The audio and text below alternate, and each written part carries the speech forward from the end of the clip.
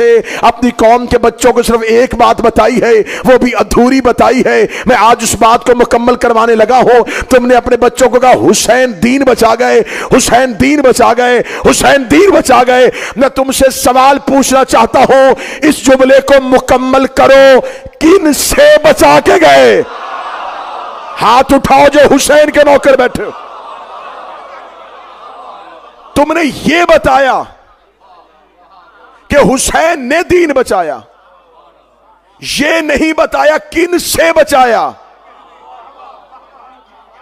क्या दीन को ईसाइयों से खतरा था? आवाज थोड़ी बेहतर कर दी। क्या दीन को यहूदियों से खतरा था? क्या दीन को मजूसियों से खतरा था? हुसैन ने किन से बचाया? वो जिन से बचाया वो कौन थे? चलो हाथ नीचे है तो मैं दोबारा उठवाने लगा हूं। चलो अगली बात बता दो, बचा के किन को दिया? क्या हुसैन इब्ने अली ने जो दीन बचाया था वो जिन से बचाया था उन्हीं को दे दिया? इसका मतलब है कि हुसैन ने खिलाफत वालों से दीन बचा के इमामत वालों के हवाले कर दिया। हुसैन ने दीन खिलाफत वालों से बचाया और इमामत वालों को दे दिया।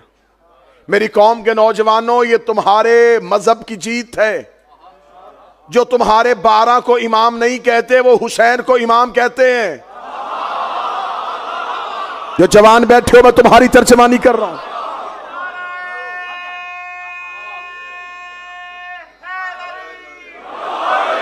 इमाम आली मकाम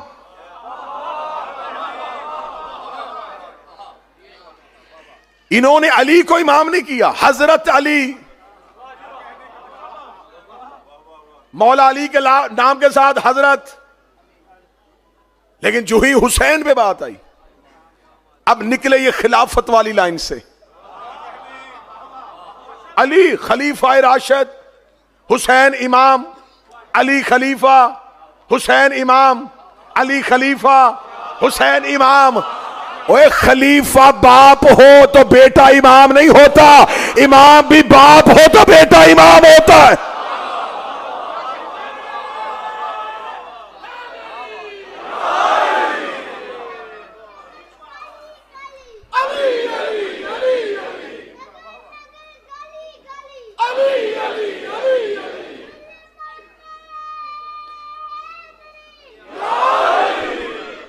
यार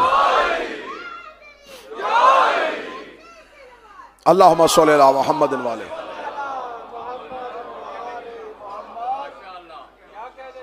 खलीफा का बेटा इमाम नहीं होता, इमाम ही का बेटा इमाम होता। तुमने कहा हुसैन ठीक थे और यजीद गलत था, तो मैं आज आखिरी मजलिस में तुम्हें ये बताऊं, सिर्फ यजीद ही गलत नहीं था। हुसैन ने दीन बचाया, हुसैन ने दीन बचाया। इसका मतलब कि दीन गलत हाथों में चला गया था तो हुजूर फिर करबला हम 10 मुहर्रम 61 हिजरी से शुरू नहीं करेंगे। आपने इस्लाम, आपने कुर्बानी हुसैन से शुरू किया। आपने कहा हां हुसैन की कुर्बानी हक पे थी, हुसैन सदाकत के लंबरदार थे, हुसैन का फैसला हक का फैसला था। आप कह रहे हैं हुसैन ने दीन बचाया, इसका मतलब दीन गलत हाथों में चला गया था। अगर दीन गलत हाथों में था, मैं अल हैदर ट्रस्ट में इतने मजमे को गवाह बना के पूछने लगा हूं, यजीद तक ये दीन पहुंचाया किसने था? अगर ये दीन गलत हाथों में चला गया था तो यजीद के हाथों तक ये दीन कैसे पहुंचा? इसका मतलब है कि यजीद के हाथों तक ये दीन पहुंचाया गया। यजीद के हाथों में दीन किसने पहुंचाया था? यजीद को खिलाफत के लिए सेलेक्ट उसके बाप मुआविया ने किया था। मुआविया अबू सुफियान का बेटा था। अब बात और पीछे चली गई। अब हम पूछना चाहेंगे, इसका मतलब यजीद मर्जी से तख्त में नहीं बैठा, उसे उसके बाप ने बिठाया था। अब बताओ, उसे उसके बाप को दमिश्क में किसने भेजा था? उसके बाप को दमिश्क का हाकिम किसने बनाया था? उसके बाप पर यह कर्म नवाजी किसने की थी? तो कहते जी तीसरे खिलाफत के दौर में यजीद को पूरा दमिश्क दे दिया गया था, दूसरे खलीफा ने उसके नाम पे खत लिख दिया था। इसका मतलब है कि उसे तीसरे खलीफा ने बिठाया था।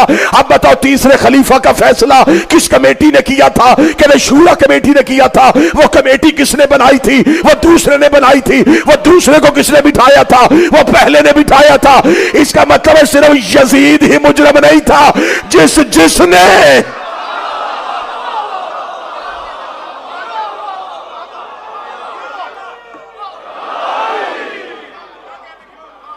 इसका मतलब है ये कत्ले हुसैन का इल्जाम सिर्फ यजीद के सर पे नहीं, जिसने अपना अपना किरदार अदा किया उन सब को कटहरे में लाना पड़ेगा। मैं आपकी ताईद से जुमले कहना चाह रहा हूं। यजीद गलत था तो इस गलत को सही जगह पे क्यों बिठाया? अगर यजीद गलत था तो गलत को जगह तो गलत नहीं थी भाई, जगह तो गलत नहीं थी। इसका मतलब वो बैठने वाला गलत था। इसका मतलब है कि कसूर मिंबर का नहीं, बैठने वाले का था, और कसूर बैठने वाले का भी अकेले का नहीं।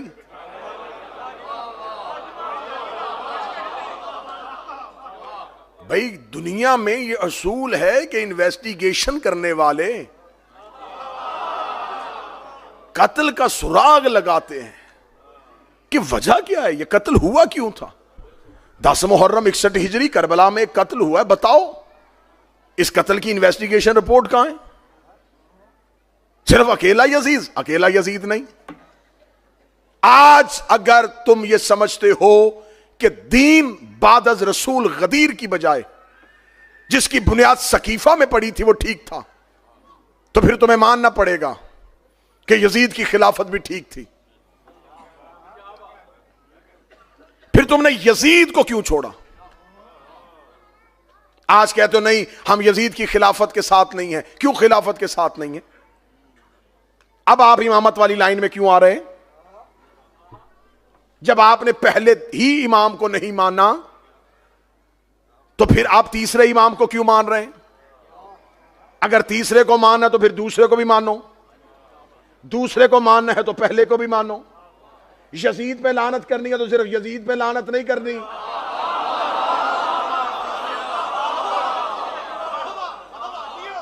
फिर बात तो पीछे चलती जाएगी। मैं जिम्मेदारी के साथ लफ्ज कहने लगा हूं। आप हमें बताएं, ये जो यजीद तख्त पे बैठ गया था ये अपनी मर्जी से नहीं बैठा।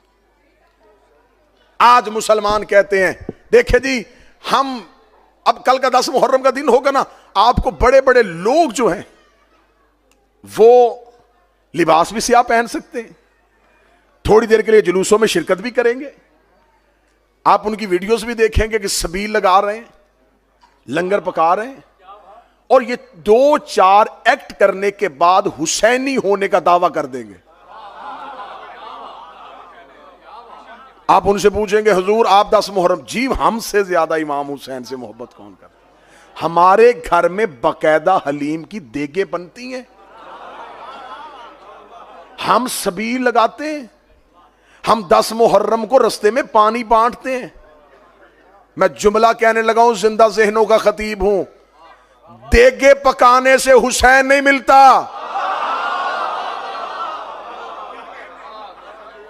तुम्हें किसने कह दिया है कि चंद लंगर की देगे पकाओ तो हुसैन मिल जाता है? तुम्हें किसने कह दिया कि रस्ते में सबील लगा लो तो हुसैन मिल जाता है? हुसैन को मानना है तो हुसैन के नजरिए को मानो। यजीद को छोड़ना तो सिर्फ यजीद को नहीं छोड़ना, उसके मुकम्मल नजरिए की मुखालिफत करो।